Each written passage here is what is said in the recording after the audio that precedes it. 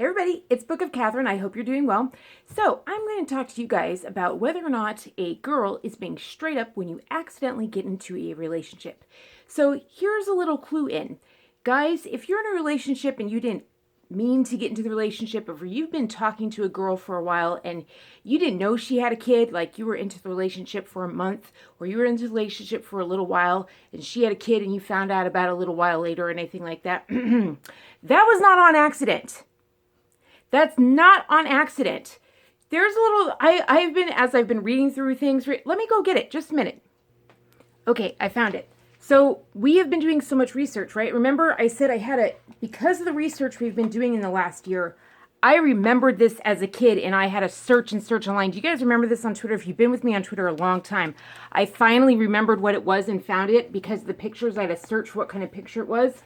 And I loved this picture on the front. And I don't know how I got it because I found out, I don't think it's Catholic. I thought it was Catholic because it was on my mom's bookshelf, but I got it from some bookstore online. I just got a copy of it, or whatever. And so I used to look like, this is how I must have known like these stories about this stuff. Like I would read through it and it helped with my reading, but I used to go through it for the picture books. But like that's a ziggurat, like that's one of the ziggurats that we learned in the city of Babylon. That's now in Iraq that we've been going through in our research and stuff like that. Like that's what these things, and like there's beautiful, like this was like my favorite picture of all of them. But anyway, that's not here or there. So this is my point, men, is that there's this story in there of this guy named Samson. These are the things, like this is this huge book. I found out that there's one of these books, like it was re-released every single year for like 50, 70 years. It's been going forever. I didn't know that. It was really hard to figure it out. What is it called? The Bible in Pictures for Little Eyes. I was really, really little. I didn't keep it or anything. I had to figure out what it was. My point is that we always knew this Samson and Delilah story. Why is it important? Let me read this to you, men. Let me read this to you. Like this is the mythology that you've lost. And there's a reason for it. Let me read it to you. This is a picture of Samson. Samson is the strongest man who ever lived. He is strong because God made him that way and helped him. God said that he as long as he does not cut his hair, he would be strong. Oops. That's this picture. As long as he doesn't cut his hair, he'll be strong. And then, oops. And it even says, like, see these doors? These are the doors to the cities. And he just picked them up and walked into the city with them. Okay. Here he is, and he's chained to pillars. He's chained to pillars. How did that happen if he's the strongest man that ever lived? How is that possible? A woman named Delilah. That's the story of Samson and Delilah. You know the story of Rome. The story of her, and it happened over and over again with Samson and Delilah. She just kept tricking him and tricking him. That was the point of the story of Samson and Delilah. There was story after story in the Bible about men and the things that women could get the men to do. And even in good ways, there were things like women saved entire people's lives, like thousands and hundreds of thousands of people's lives because of women and the things that they did and the ways that they were able to talk or charm or be able to be put on their beautiful. Like one girl just totally put on, I think it was Ruth, I don't know the stories. I need to learn these. I need to start reading this. Like I've started going through it and be like, I need to learn these again or whatever. Put on all of the, she put on jewels head to toe or whatever and went into her husband and her king and bowed down or whatever. And he was so struck with her beauty that he was like, all are forgiven, and just completely like all bloodshed stopped. Like men have it, like men, you are malleable. You know what I mean? Like, but some women are very, very like, some women are just, they are malleable in other ways and they play you like cat toys. You know what I mean? I see it all the time. I saw it all the time. Man.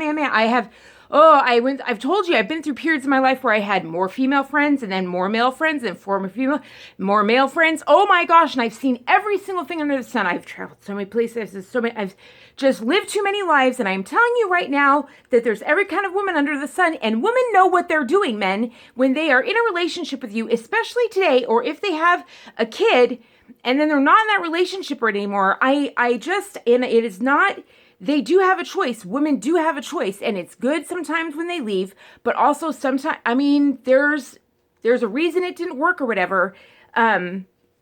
Two sides to every story or whatever, but if they're not thinking of the kid when they bring you into their life, because you being involved with them automatically affects them. But if they're not letting you in, that's a lie. If they didn't tell you up front, if they don't have pictures of their kid in their cubicle, and if they don't talk about their kid, if their kid is not automatically part of their lexicon and part of their life or whatever, that's manipulation. You already know they're manipulative. Boom, they're manipulative. They change who they are to each person to get what they want in life. That's it. If their kid comes in and out of their lexicon and then you found out they had a kid later, that means they're omitting their kid from their life only when it suits their purposes. And that means they're a horrible parent to their kids. That people can say they're protecting their kid. No. No. What are you kidding me? Like, your kid's either part of your life or they're not. You either go to pick up their kid or you're not. I mean, they're either part of your life or they're not. And if you're worried about breaking up with a girl because you accidentally fell into the relationship or whatever, like one guy I knew, like this is a famous story, like whatever. One guy I knew that the worst breakup I ever saw or whatever, it was so challenging for them to break up, but it was like, I was so impressed. That's the thing, is I was so impressed that this guy broke up. But the way they got in the relationship in college, right? The girl was like at this club. They were at this club or whatever, a club of common interest or whatever. I think it was like a gaming thing or some kind of game. Was it role playing or something? Some kind of gaming thing or whatever. And the girl was like, "Oh, this movie's coming out." And the whole group was talking about a movie coming out. Like, this movie's coming out. And she's like, "Oh, I want to see that movie. Do you want to go see it or whatever?" And he's like, "Yeah, I'll totally go see it." And she's like, "Cool, I'll come pick you up or whatever." And she gets there and she's like, "Oh," she's like, "All right, here's my address or whatever." And the whole family's like, "Oh my God, you're taking her out." And he was like, "I'm on a date." Like, it just completely was like, I thought I was just picking up a chick from a gaming thing. And that's the thing, is that girls today know that everyone is non-confrontational. And so they're going to ride that wave of non-confrontation. They know that you don't want to ghost them. They know that you're going to get huffy, and in this huge area of non-confrontation. Meanwhile, the rest of the world outside the United States of America, the rest of the world is taking a gun at each other and like blame them. They're just so they go into South America. You go into South America and Honduras, and if a girl looks at a guy the wrong way, man takes out a machete and is like whack at her legs. They're confrontational. Everywhere else in the world is just confrontational. Everywhere else is like wham, wham, wham, wham. They are up in your face. You go to Italy, they're confrontational. They'll get in your face. You go to the Middle East, they're confrontational. You get in their face, they get in your space or whatever. But you get in the freaking middle of the United States of America, and everyone's a little passive aggressive, and they're like, "Oh, you didn't like that? Oh, I'm so sorry. I didn't mean it. Oh, you didn't." We are that so pampered and so, okay, like, let me give you a little bit. Let me give you how pampered we are, how self-important and how cushy we are, is that we can have an entire Dr. Phil episode on losing a child. Losing a child. Not for nothing or anything. People ask, how can you be so happy? How can you be so? You're the happiest pain patient I've ever seen. You're the happiest pain patient I've ever seen. You know, you hit this horrible high pain patient or whatever. How can you still have a smile in life? Maybe because I have perspective. You know, I've also made some really difficult choices. I've made some difficult choices, made the quality decisions in my life. I've taken the toxic people out of my life or whatever. But I finally realized what boundaries are. You know what boundaries are? Just a moment. There we go. Boundaries. Boundaries. This one. And I can't believe today, well, it's Christmas. This might actually be appropriate that there are two books based on the oldest text that we have in the world today. You know, the Talmud and the Old Testament. Two of the oldest religions known to man. Right?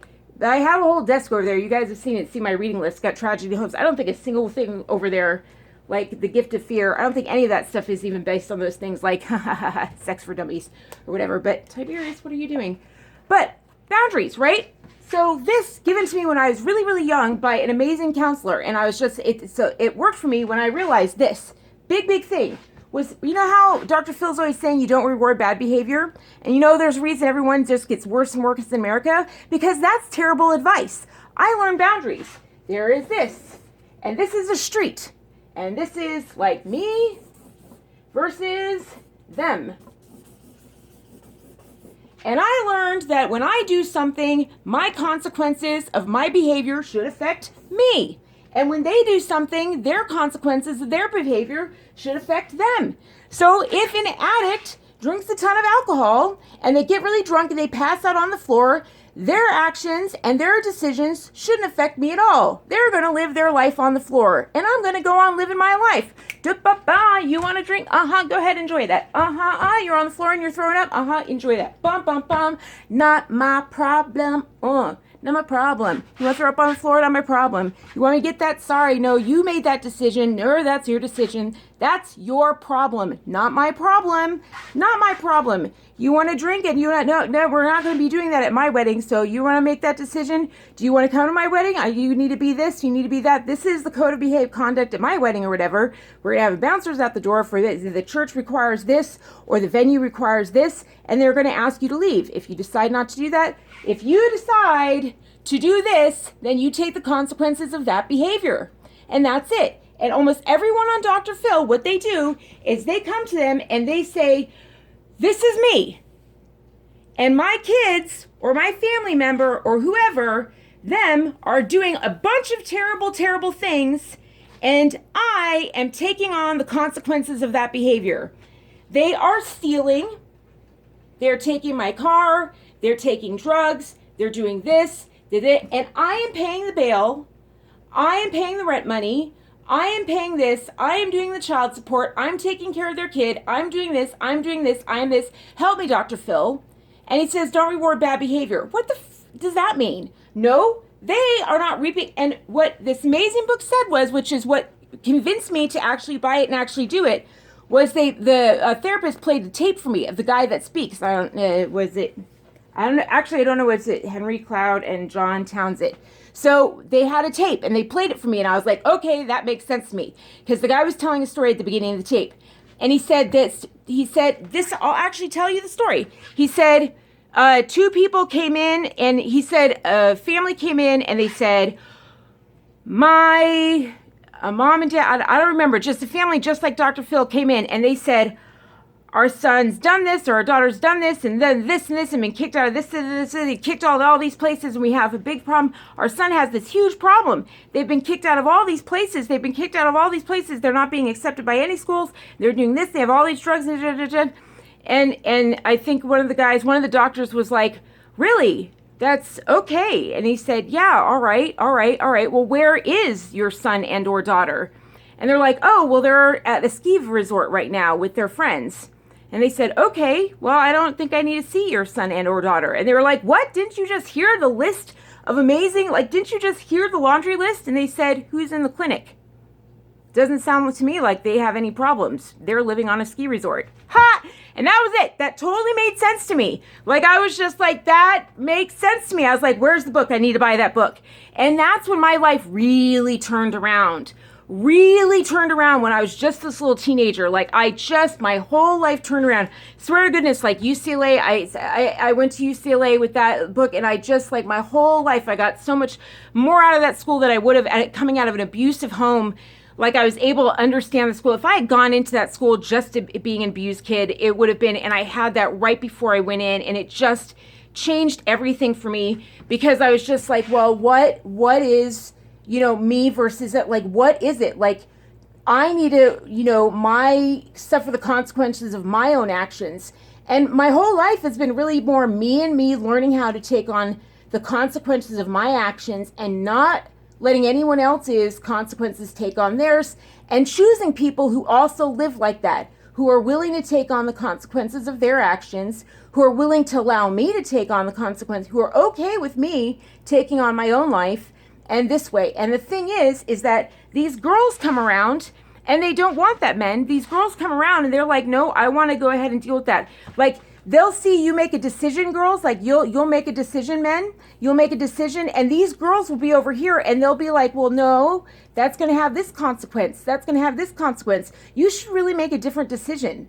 You should really make a different decision. You should make this. And they'll get a little ticked with you and try to control you, and you'll be like, well, no. And then you'll start changing what decisions you make in order to avoid them being upset with your decisions.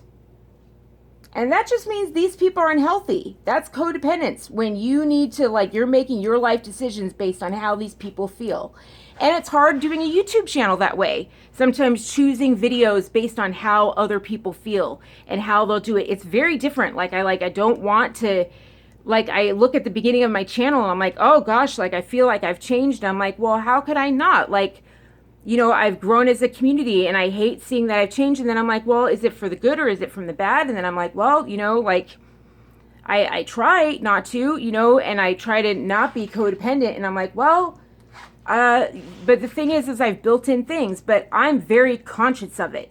I'm very, very conscious of it. And I'm always trying to be an individual and be myself and listen. So that's the thing, is that what I want to do is I want to listen.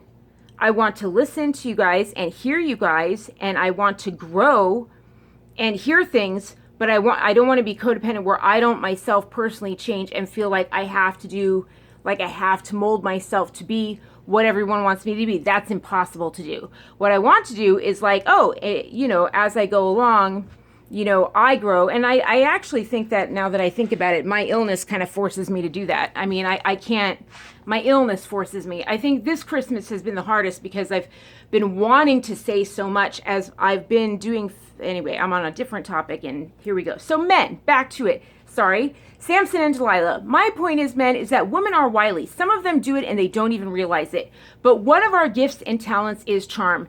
There is an actual thing in there that Dr. Phil actually said it. They actually had this thing and I was like, ooh, what is that? Charm is deceptive, beauty is flee. Something about women's charming. It's in there, I found out, or whatever. And I've always focused on it because of the gift of fear with the FBI. I always focus on charm as a thing that men do. But they're right. Traditionally, it's been something that women do. Look at Cleopatra with Rome. Rome conquered absolutely everything in the Mediterranean, all the way up to the UK, conquered absolutely everything, but it didn't conquer Egypt. It held off because of Cleopatra and her ability to charm and be the lover. She wasn't even queen of Egypt. She actually got to take over Egypt. She wasn't even in charge of Egypt. There was somebody else that was ruler of Egypt. She was second and down, and she saw Rome coming, and she said, oh, here's my chance.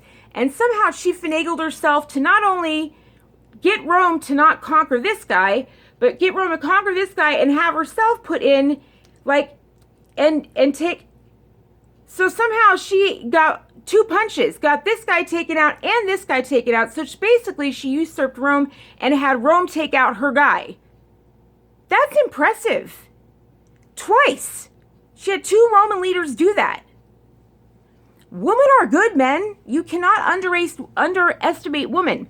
And so how do you know if you're with someone you're supposed to break up with? Well, first of all, when you saw her, it's not like, oh, is it a girl that you kind of wanted to talk to? When my husband saw me across the room, he was just like, what? And I was just wearing a t-shirt. I mean, granted, I was dancing, I was doing a pretty amazing routine, but I mean, I was wearing a t-shirt. I wasn't like this, I don't even know if I was wearing makeup. But he noticed me.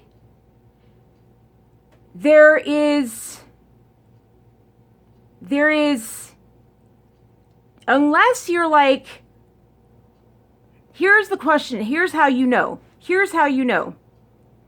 Are you with the girl because you can't imagine your life without her? If you imagine your life without her and you're just close your eyes and be like, my life without her.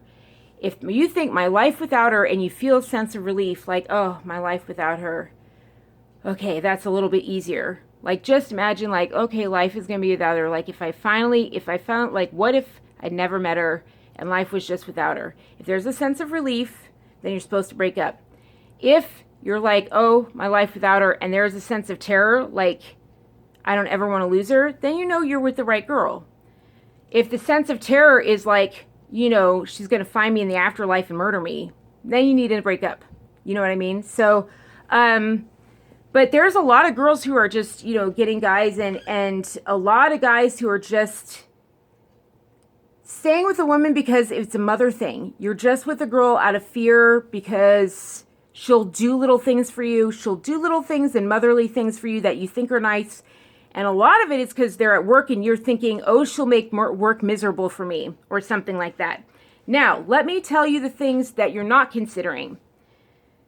Whatever worst nightmare scenario you have for yourself that you're thinking might happen if you break up with the girl, you have forgotten that this girl already got a guy once, probably way more times than you realize. They got you pretty easily.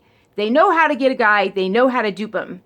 Once you let go, once you get out, yes, there will be like and then it'll turn. Once they realize you're really saying no, then it'll get nasty. They'll turn on you. And then they'll find their next catch. And then they'll pretend like they never knew you. And then there will come a day where they'll just be like, hey, Kev. And it'll be like nothing ever happened. As if, I swear to God, it'll be like nothing ever happened. And they'll be like, what? And then they'll get another kid with that guy. And they'll be like, and you'll be like, man, I remember when. And they'll be like, what? And they may even say they never dated you. They may even say they never even knew you, like never even dated you and who, what. And they'll just be like, what are you talking about? We never dated. I mean, girls will do that. So just get out. Like, get out.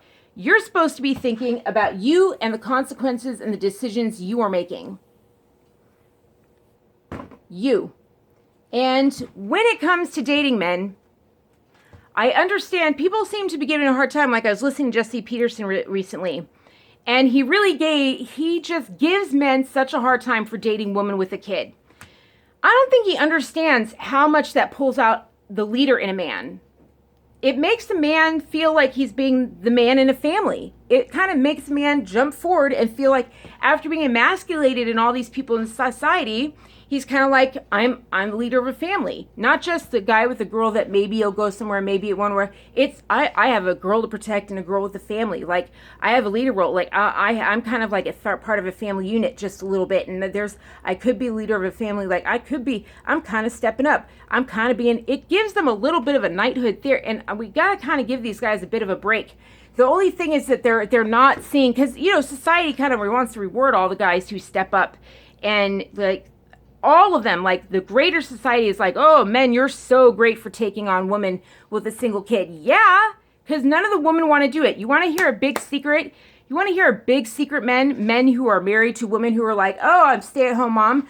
I am so sick and tired of women who are like, staying-home mom is like such a job. Don't give me that. Even Dr. Phil does it like, how can you say staying at home? And men are like, staying at home, you get to do whatever you want.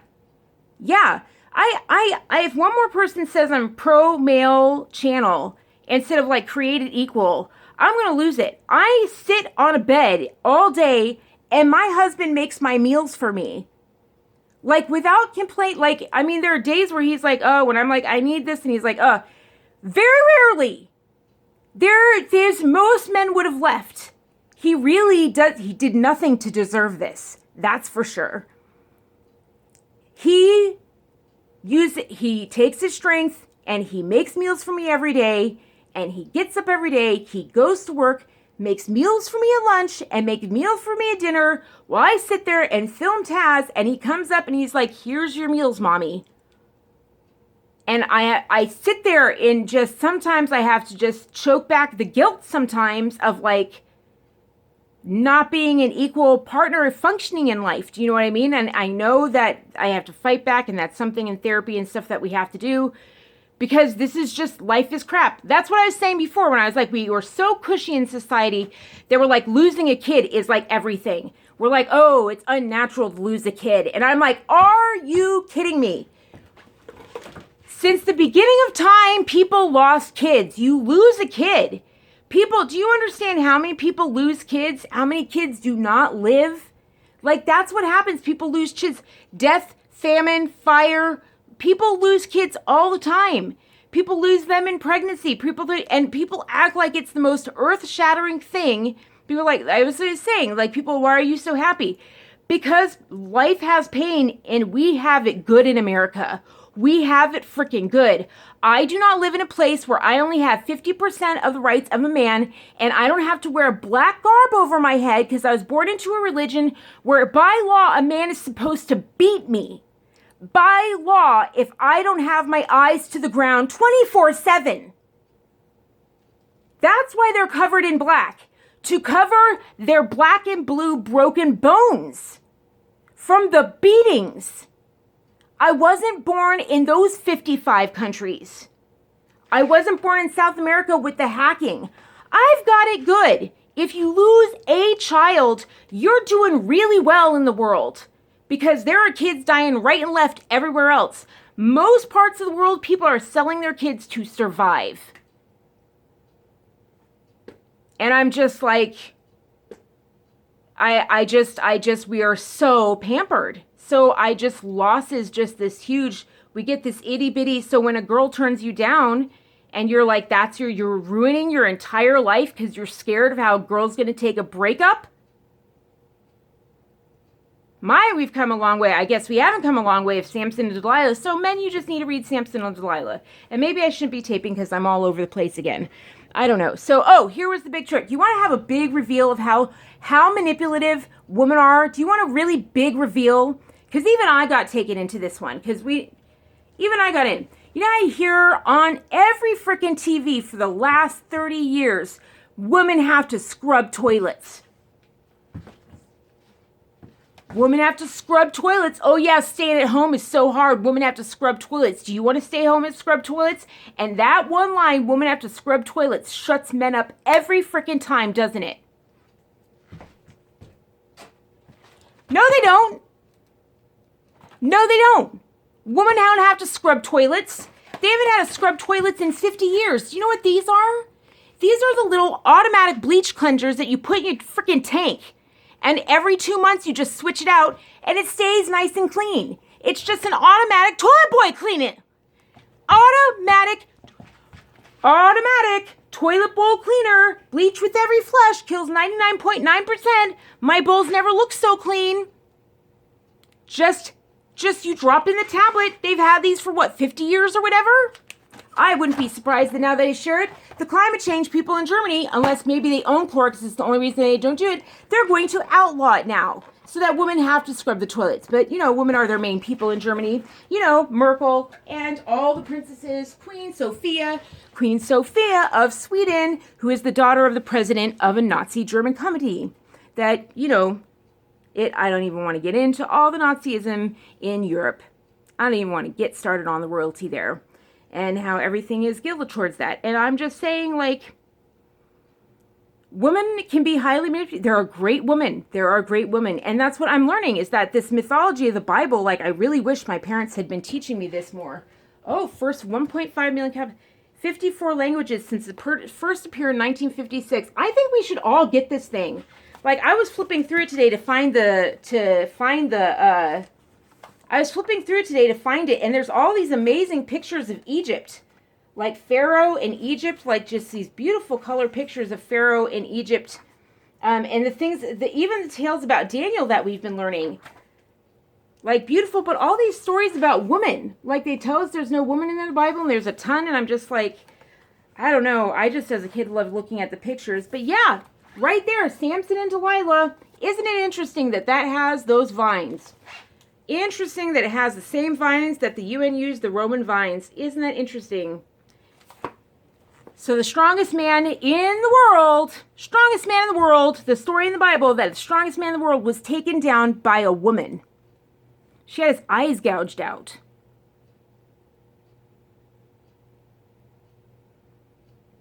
She had him fall in love with her, and then she just betrayed him. That's how she did it. That's how political rivalry worked. Made her fall in love with him. You can be the strongest man, but a woman will just bat her eyes. And not the women of today. That's what the worst part is that women of today, they don't do it like this. I'm honest about being a woman. I will dress like a woman. Because the more and more I've learned about boundaries, the more and more truthful I've become. Remember how I said manipulators are on a scale? All manipulators on this thing of lying. I thought that I was neurotic over here, right? I realized that no, even when I was younger, when I had poor boundaries, I realized no, I was a manipulator too. Because if somebody said, oh, do you want me to do that? And I would feel bad to have them do that. Right? So I'd say, oh, no, I don't, please don't do that. Like, I'll go ahead and do it I'll do it. I don't want you to do that. That wasn't true. I was lying. I did want them to do that. But I was lying to manipulate their view of me. That was a lie. I did that all the time when I was younger, coming out of that house. I lied all the time to manipulate how people saw me. So when they'd say like, oh, did that upset you? I'd be like, oh, no, that didn't upset me. When it did, it upset me. But I'd be like, no, like I didn't want to bother them. But that was me being egotistical. That ended up still being a form of narcissism, I think, because I was still so focused on me and my ego and my picture of myself. That instead of being like, yeah, that upset me, like still being centered in the middle and being like, yeah, it kind of, yeah, you know. And now today I'm just kind of like, well, yeah, but I'm cool with it. Like, yeah, it upset me, but it's also not something that I need to really care about, like not on grand scale. Like I see it this way and I see it this way and I'm analyzing all the angles. So yeah, you know, and I'm just way more honest and stable about things when I talk with my friends. And I don't know, men, you just need to find a woman that's straight up with you. I mean, that's the thing, is that men are much more logical. That's why I value my husband. I value my husband for that.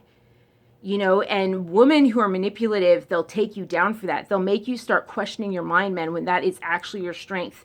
And that's what I'll leave on, is that I did that men versus women tape back in the center. I did a freedom walk. I'll link that up here. It's really, really good. But men, just, even if it's Christmas is sometime a really good time to break up or whatever, just don't waste another day with somebody you didn't choose. You didn't actually pursue. And next time you think about getting a girl's number, don't do it so casually. Next time you think it, before you get a girl's number, the moment you do that, you have now initiated a relationship. The moment you get a girl's number. From now on, talk to a girl, kind of go around her, find out who she is, find out who her family is, get to know the people around her, kind of just don't ever say you're interested or whatever. Make a friendship first before you ever ask for a phone number, because today you don't know. You just don't know. It ain't worth ever, because then it gets really hard to pull out if you get in too early. So find out way more or whatever and stuff like that, and find out do way more of an investigation. Do way more investigation, especially if it's somebody at work. Especially if it's somebody at work. So one of the things you can do is when you go to a Christmas party or whatever, you can kind of sit more close to them or whatever and listen to their conversations and hear the kind of things that they say. You know, you kind of slowly move in. And that's kind of the thrill of the chase. I mean, that's what used to be romancing, is that you kind of circle each other in and you kind of circle each other out. I mean, that was what was so neat about, you know, dating in my younger days, was kind of like seeing if a guy kind of liked me, seeing if the guy and we kind of liked each other and kind of circling in and kind of doing this or whatever. And that was fun. That was really, really fun. And kind of doing this, you know, and it gets your skin kind of tingling and seeing if they liked. All of that was the romance of the chase or whatever. And you don't just go straight in and ask for a phone number and then see. That's it. You're already way too entangled. Way too entangled. You don't know anything about their life. You don't know anything about their history. You don't know if they have any kind of addiction history that you need to know about. You don't know anything about if they have kids or anything. There's a bunch of things you need to know before you ask for their number, because the moment you ask for their number, any kind of extraction after that is very difficult. Once people have your numbers today, I want you to think about this. Once a person has your phone number today, in today's society, they've got you. Anytime someone gets your number, they've got your DNA, basically. Do you understand that? They've got your DNA. You've given them your mother's phone. You've given them your father's phone. You've given them your sister's phone. You've given them your entire family history. That girl can now go up, look up your grandma, look up your baby brother. You can look up your kids. They can go look up your ex-wife. They can look up anybody. Do you understand that when you give out your phone? Do you have any idea? Do you have any idea of what you're doing when you give out your phone? Are you even thinking about what that? Because they can go on to Facebook and then they can link up Facebook and see who's on there and then look up those people and then look up this and like look up this and look up this. You don't know who you're dealing with.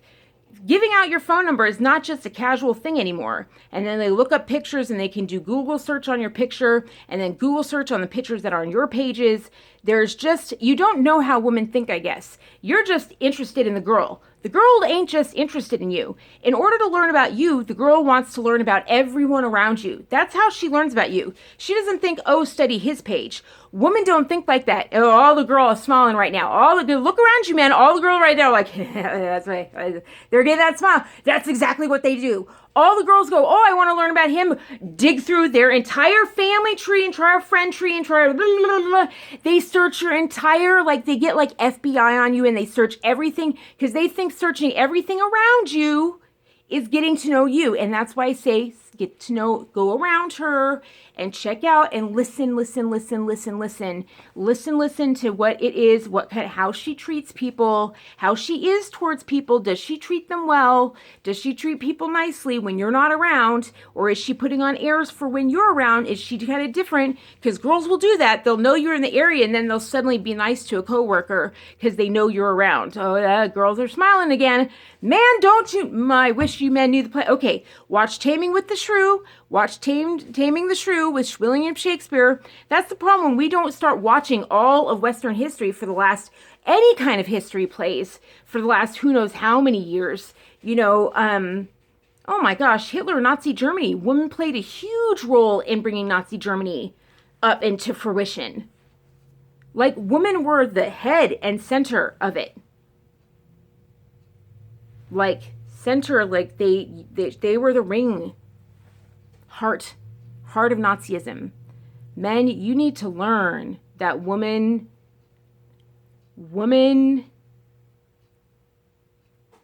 if they're not like this, if they're not honest about their femininity, if they're dressed like this, okay, I don't have anything like super not fib, but if they're like wearing a sweatshirt like this, they're in super big trouble. They definitely know what they're doing. Super big trouble. Big trouble. Because guys love, they know exactly what they're doing. You're either going to be really miserable for life, you may have a shot, unless she makes you really happy. She sends you over the moon, makes you super happy, you're great. Other than that, you are just going to, it can be a terrible, either you're going to suck all your life in her and never make her happy, she's going to be, or going to be a horrible controlling mother control situation. Either that or it can make you really happy. You can both get out of it together and actually be happy and be up. And one day, be up and out. Maybe. But this and this, lots of times signs of abuse. But also severe manipulation sometimes. Severe. Be careful. And I haven't seen any girl wear this since I was in Wyoming. So I don't think I have to worry about it, man, unless you're in Wyoming. I kind of liked it when I saw women wearing this. I was like, nice. And they all had mud on their boots. It's kind of nice to see. Holy crap, I have a doctor's appointment and I'm playing change clothes. This is not going to work. Anyway, so go ahead and grab Boundaries. Or Bible and Pictures for Little Eyes. Or actually, just go ahead and look at the NASB and the thing for Samson and Delilah. Or start looking up women, start learning men, just start keeping your eye out. But mostly my point is to say, just please be aware, like, you're not going to be a hero if you marry a woman with a child. That's not going to be a hero. If the child is a part of their lives, they're openly talking about it. If the child comes first and they're openly, then okay, then it's a woman you can actually consider. If they're open about it, they're healthy, they're living their own lives, and they're independent, and they're okay with their own decisions, keeping everything on their side of the street, and they're not doing drama where they expect other people to pick up the tab on the things that they do, then it's somebody that it's okay to be with. I mean, that's the thing, is that when people say things like beta, it's when someone comes in and there's a girl that expects the man to, like, pick up the tab for everything the girl's doing. Absolutely, yeah, and that's a very manipulative thing that women do. They string them along. They get really sweet. They do a few things for the guy, and then they make the guy do everything for them. Everything, pick up the tab, and then just drains the man, and then they give him a little bit of sex, and then they drain the man battery. And it's just, and the sex is never worth it, because the sex with a girl who actually has this with you, who has equal boundaries with you, is just mind-blowing. It's like, it's like romance movies, like of the, like, how the old music videos, like the old Madonna videos used to be, when Madonna were like real making love videos. Like, that's what the sex is like. Mind-blowing and unimaginable. Like, you just can't even, like real romance novel, like the old romance novels used to be or whatever. That's actually what this kind of like sex is, when you have things like this. But it has to be like this. You have to be equal partners where you're not picking up the tab for each other's crap, because only then is when you can really trust each other. Does that make sense? When you can trust each other, because that takes a lot of trust to be in each other's space like that. And so anyway, I hope you guys enjoy it, and you'll never trust somebody who led you along and never told you about their kid. That's it. You'll never trust them. You'll never trust them, and you'll never trust them in the bedroom. You'll never trust them in the bedroom. Sex will never be as good as it can be. Never, ever can be. And then sex, when you get older, that disappears. I mean, it does. It comes and it goes or whatever and stuff like that. And then you want other things to be mind-blowing. You want other thing. You want to be elated that you're with this person every day. What you want is a person that makes coming home easier. When you leave your job, are you just like, oh, thank God I'm going home? When that is something I agree with, when Dr. Phil says, is your mom a soft place to fall? Like, I can't relate to that, to my parents ever being a soft place to fall. But my husband's a soft place to fall. My friends are a soft place to fall. I have soft places to fall, so that when I come back from a doctor's appointment, I know when I come back from like my dentist or whatever and stuff like that, I have these soft places to fall. Whenever I come out of pain, when I know the pain's going to die, I know I'm going to go ahead and I have a soft place to fall. I know that I'm unconditionally loved. And so that's what you need to look for. And that requires a lot of trust. So anyway, but boundaries will really help. One of the things that I read in Boundary, like I opened this up because it'd been a while. I just ordered it because I was like, I have no idea. My copy must be decades old now, but I was so young when I got it. But I thought it was interesting. I just flipped to a page and it said, one of the things that really drives me nuts on every single parent-child thing on Dr. Phil that I've noticed that really gets me, the problem with every single one of them every single time, is that the parents require that their kids feel a certain way, and that's not your job. Parents should never require that. And the same thing with girls. They require their men to feel a certain way. It's not anyone's job to require anybody to feel a certain way. So if you do something here, if I make a decision, then I have to take the consequence of whatever they feel. I have to just take that consequence. Whatever they feel, that's the consequence I get. I can't change that consequence. My words are powerful. I can say anything. So if I say, ah, ha, ha, and I laugh at a dance move he does, and whatever he feels, that's the consequence I get. That's just it. And some people don't like what ends up happening. If he gets like, oh, that really hurt my feelings, they're like, well, you shouldn't feel that way. Well, that's because they don't like having a consequence come back on them. Too bad. That's the consequence you get. Maybe speak differently, or maybe hang out with a person that doesn't get their feelings hurt so badly. Or just, be like, oh, I'm sorry, I didn't actually mean it that way. Like, I actually like your footwork because you did it this way. This is cool. Figure out a different way to communicate or whatever. But you don't ever try to change the way a person feels. And that's one of the things that I like about boundaries. So big changing for me when I said it was a U-turn is because it said that parents should allow a kid to feel angry. And my parents, I'm realizing, like, I think it was dry alcoholic system or something was in there. I wasn't allowed to feel angry ever. I didn't feel anger until I was after I did this and stuff. I didn't feel my first anger until I was like after 18. I didn't even feel anger. I never felt the emotion anger until till I was out of their house. Did I even feel the emotion anger? I had to work on it in an office with a therapist to ever actually feel the emotion. Now I feel angry just fine. You guys know that. Like, all this is a gift. This was all work. You know what I mean? Which is why I say that. Like, if you're like, how'd she get this way out of an abusive household? Like, this was really the big turnaround for me. It really, really was, which is why I'm like, it doesn't matter if you're a Christian or not or whatever. And now we're learning how much of this stuff that they have in here was the foundation of the Constitution, which is why I think it's so important anyways. So you can, and Jordan Peterson refers to it all the time. He's done courses on this and everything like that, on all this kind of mythology that's in here. It's really kind of important to know all the texts that are in here anyway. I think that you'll really, really find it important and way more informative than Dr. Phil. After you read this, you'll just be on Dr. Phil going, oh, well, this is happening and this is happening and this and that. Just fix this. It'll be so much easier. But yeah, parents just get there and they give their kid a boundary. They set a boundary and then the kid gets upset and then the parent gets into an argument with them, trying to get the kid to be happy about it. And I'm like, no, You set the boundary, you go, okay, well, no, now you lose this. And then the kid yells, and I'd just be like, I understand. Yeah, like, I know, it hurts.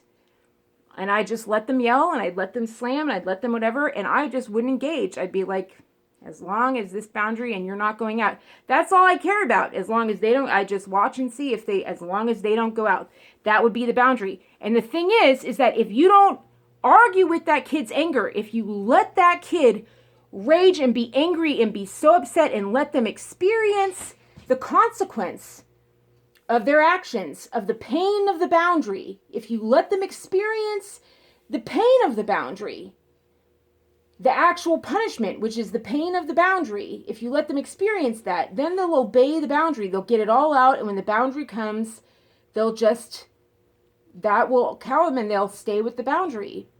If you actually say, no, you can't feel angry about it, they will resist the boundary and try to knock it down. That's what it comes down to almost every single time. I don't know. This is like so many different things. All right, love you guys. I got an appointment, and who knows what this is about, and I guess you'll figure it out. Men, get with a girl that you actually want to be with. Same thing with you girls. If the guy didn't tell you he had a girlfriend that he's still kind of seeing, if there's anything in his life that he wasn't really totally honest with, you got a problem. I had people like that in my life. I had people, there was one guy totally like, for I would say like 6 months, found out like 6 months in he was about to propose. 6 months in that he was about to propose to a girlfriend of 5 years. And I was just like, and I think my heart just was like shattered. And I didn't even realize that, like, I didn't even realize. And it was just one of those young things of like growing up or whatever. And I realized later, like, it was because we worked so closely together and we just got along so well. We got along so well. We got so close. But he was way too close with me. If he was dating a girl for 5 years, he was way too close with me. But I got too close with him. I don't know. I laughed with him too hard or something like that. But I shouldn't have spent so much alone time with him. I don't know. There's something about being alone with a guy, a single guy or whatever. And I don't know, when you're both single, I assumed he was single and everything like that. But I guess, I don't know. It was just a huge shock for me or whatever. And I shouldn't have been,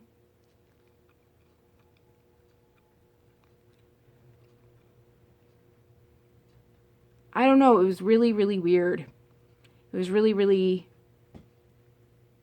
that's what it was.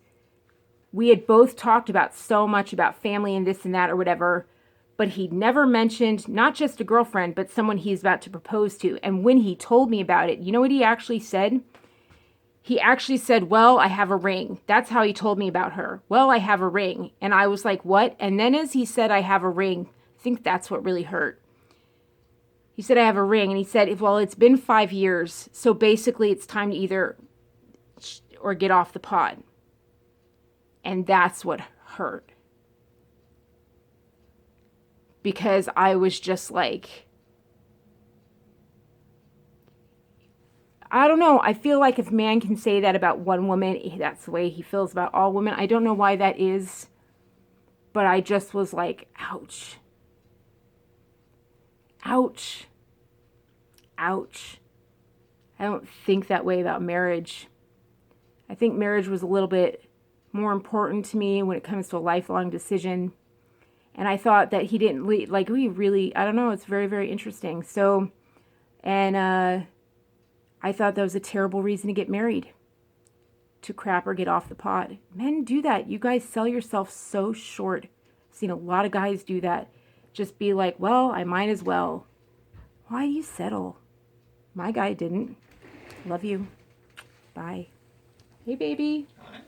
I'm being bad and I'm taping. I'm letting it roll for the little videos or whatever. I'm talking about how you didn't settle, right? You didn't settle, right? Sorry, you didn't. Not. Oh, goody.